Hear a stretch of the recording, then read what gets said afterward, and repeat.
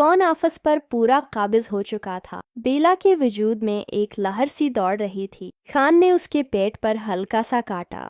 ये सब देखने के बाद बरला ने अपनी आंखें बंद कर लीं। पूरी रात खां बेला पर अपनी शिद्दत लटाता रहा और तकरीबन 105 है से अलग हुआ। बिला जो अपनी सिसकियां दबाए हुए थी कब की बेहोश थी। इसने जैसे ही पेरिस की सरजमीन पर कदम रखा तो दिल में बुरे पूरे कि वो यहाँ कैसे रहेगी। चाचू से तो वो आज तक नहीं मिल पाई थी, जिसकी वजह उसे मालूम नहीं थी। बस इसने फरहान को देखा हुआ था, वो भी 4 साल पहले। पता नहीं अब वो पहचान पाएगी कि नहीं। अगर उसने इस रिश्ते में फरहान को पहचान भी लिया तो कि चाचो इसे अपने घर में रहने देंगे। अभी परी 80 किशमकिश में थी कि इसकी मोबाइल की बेल बजी। स्क्रीन पर बाबा का नंबर देखकर फौरन कॉल उठाई। शहाब साहब ने उसे बताया कि फरहान उसे पाक करने के लिए चल पड़ा है, बस रास्ते में होगा और 1 घंटे तक एयरपोर्ट पहुंच जाएगा। कबीर ने जोली के लिए एक प्यारा सा ब्रेसलेट लिया और अब इसका इरादा हैदर की बहन को एयरपोर्ट से पाक करना था।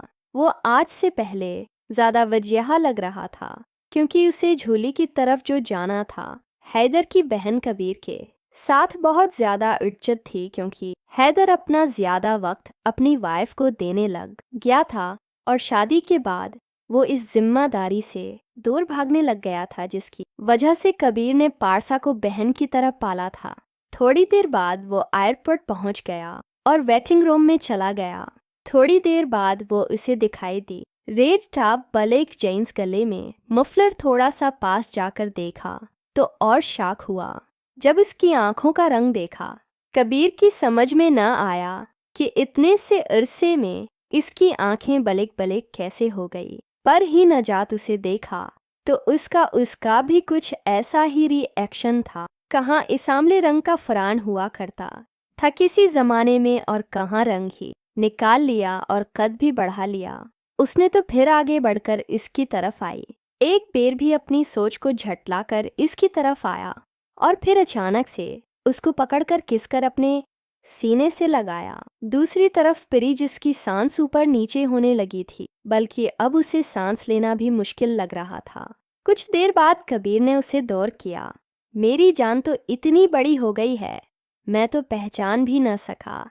कबीर ने अपनी बात का आगाज किया और इसके हाथ से बेगस लेकर गाड़ी में रखे। वो दोनों गाड़ी में बैठ चुके थे। बेर पारसा को प्यार से परी कहता था, इसलिए वो बात बात पर उसे परी कहकर पिकारता है। परी पहले बर्दाश्त करती रही और फिर अचानक उसके सब्र का पैमाना लबरेज हो। बस बहुत हुआ कब से परी फिरी लगाया हुआ है। अचानक परी फट पड़ी। इस पर कबीर बहुत हैरान हुए। ये क्या कह रही हो परी? नाम तो मैंने रखा था तुम्हारे खां बाबा ने।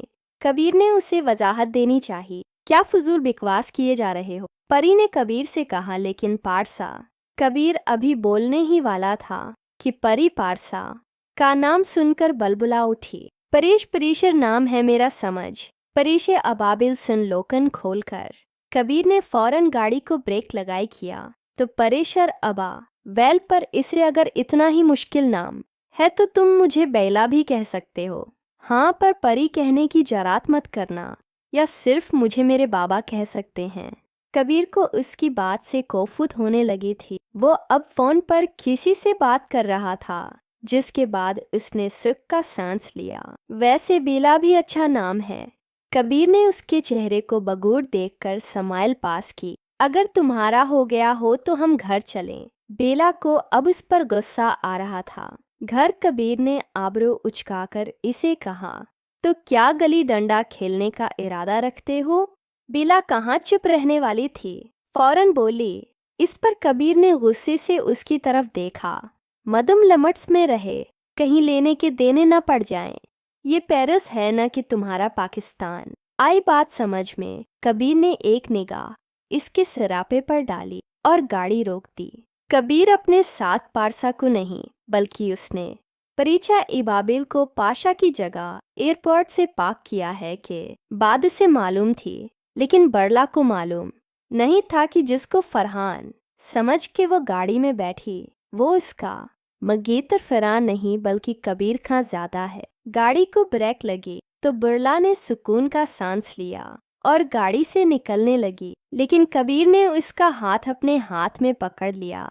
पहला ने इसकी हरकत देखी तो फट पड़ी। बदतमीज इंसान, घर जाने दो मुझे। फिर देखा कैसे चाचू को तुम्हारे करतूत का बताऊंगी। वो इसकी पकड़ से अपना हाथ छिड़वाने लगी। ये सुनते ही कबीर रोने वाली शक्ल बुलाने लगा।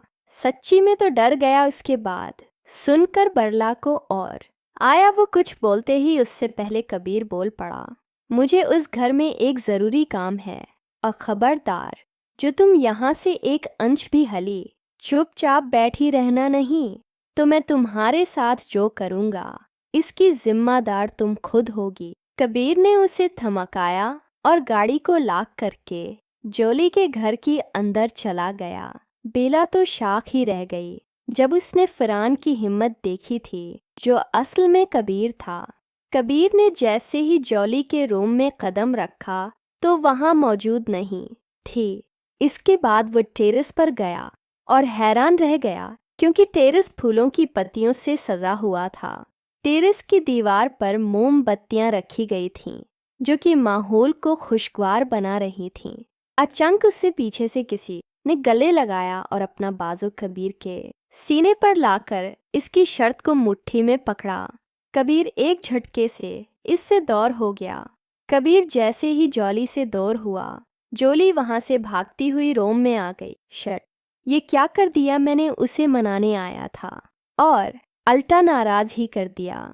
कबीर ने अपने हाथ को दीवार पर मारते हुए खुद से कहा और फिर जोली के रूम में चला गया। इसने ऊपर से नीचे तक जोली को देखा, जिसने बेग लस्ट ट्रस्ट पहना हुआ था और पीठ कबीर की तरफ होने की वजह से कबीर को बासानी देख रही थी। आहिस्ता आहिस्ता उसके पीछे खड़ा हो गया और अपना हाथ उसकी बेग पर फेरने लगा, जिससे जोली को बहुत मज़ा आ रहा था।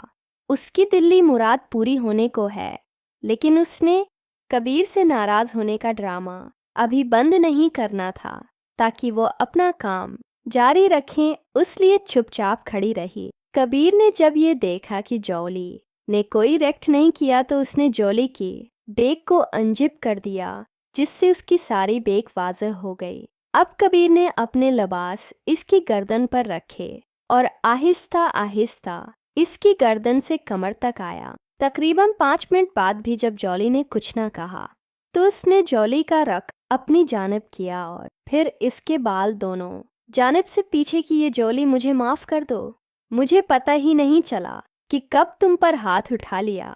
यार अब तो माफ़ कर दो। जोली ने कबीर के हाथ फौरन अपने हाथ में पकड़ लिए और अपने होंठ कबीर के होंठ से मिलाए। विराब जाकर भी पीछे नहीं हट सकता था क्योंकि वो पहले ही ऐसी गलती कर चुका था जिसका खमियाजा वो अपने डेढ़ से थप्पड़ की सूरत में भुगत चुका था। इसलिए अब वो जोलियाना का भरपूर साथ दे रहा था। जोली ने अपने दोनों हाथों से कबीर की शर्त के बटन खोलकर इसकी शर्त उतार दी। दूसरी तरफ बेला को गाड़ी में बैठे 1 घंटा हो चुका था, लेकिन वो अभी तक बाहर नहीं निकला था। पता नहीं वे अंदर क्या कर रहा है। ये सोचकर इसने अंदर जाने का फैसला किया। अंदर पहुंचकर इसे हर तरफ अंधेरा दिखाई दिया सिवाय एक रूम के। पहले तो उसने वापस जाने का सोचा कि अगर फरहान को पता चल गया तो ना जाने वो उसके साथ क्या सलूक करेगा, लेकिन फिर उसने सोचा कि वह उसका मगीत है, इसके बारे में खबर तो रखनी चाहिए। यही सोचकर अंदर जाने के लिए थोड़ा नज़दीक गई तो इन दोनों को कसंग में मशगूल देखा। ये देखकर बेला के होश ही उड़ गए। छी छी, बेशरम घटिया इंसान, अब देखना कैसे मिजाज खाती हूँ तुम्हें, ये कह कर उसने फौरन मोबाइल निकाला और वीडियो बनाने लगी। जोली को बेला नहीं देख सकती थी, लेकिन कबीर की शक्ल बेला को आसानी नजर आ रही थी। दूसरी तरफ कबीर को दरवाजे के बाहर किसी के होने का एहसास हुआ तो उसे अचानक बेला का ख्याल आया, क्योंकि मिस्टर आजकल मुल्क से बाहर थे। उसने फौरन जोली को खुद से अलग किया और इसे ड्रनक लाने का कहकर बाहर निकलने लगा। जैसे ही बेला ने कबीर को बाहर आते हुए देखा तो उसकी हमाइयाँ उड़ने लगें। वो फौरन टेबल के पीछे छिप गई। वेर बाहर निकला तो इसे कोई नजर न आया। वो अपना वहम समझकर चला गया। जब अचानक से टेबल के नीचे किसी की हरकत करने का एहसास हुआ। इसने जैसे ही नीचे बैठकर जंग का तो बेला को अपने मन्ना के आगे हाथ रखा, देखकर हैरान रह गया। उसने फौरन उसे खींचकर बाहर निकाला। इससे पहले कि बेला चीख मारती, कबीर ने इसके मुन्ना के आगे फौरन अपना मजबूत हाथ रख दया और उसे घिसेटते हुए बाहर ले गया। वहां जाकर इसे फौरन दीवार के साथ लगाया। जब बेला ने उसे इतने पास देखा और वो भी बगैर शर्ट के, तो इसने अपनी आंखें जोर से बंद कर लीं। अपना मोबाइल दो, कबीर ने आस्ता मगर गुस्से से उसे आंखें निकालते हुए कहा, मेरे पास नहीं है, दूर हटो मुझसे। बेला ने हचकिचाते हुए उससे कहा।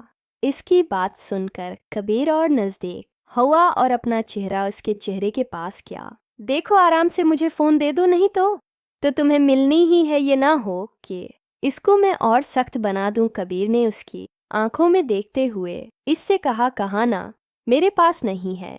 अभी वह इतना ही कहती है कि उसे महसूस होता है कि कबीर अपना हाथ इसकी शर्ट के अंदर डाल रहा है। जैसे ही कबीर अपना हाथ इसके जिस्म को लगता है, बेला के मुन्ना से आह निकलती है। फारान बला भी इतना ही कहती है कि कबीर अपने हाथ की गरीब तो उसके जिस्म पर मजबूत कर लेता है और उसके पेट पर हल्की सी चटकी काटता है। कबीर, नाम है मेरा कबीर खां, ज्यादा सुना तुमने, अब शराफत से मोबाइल दो मुझे, नहीं तो मैं क्या कर सकता हूँ। ये तो तुमने अंदर देख ही लिया था। ये को लखे और चैनल को सब्सक्राइब करना मत भूलें।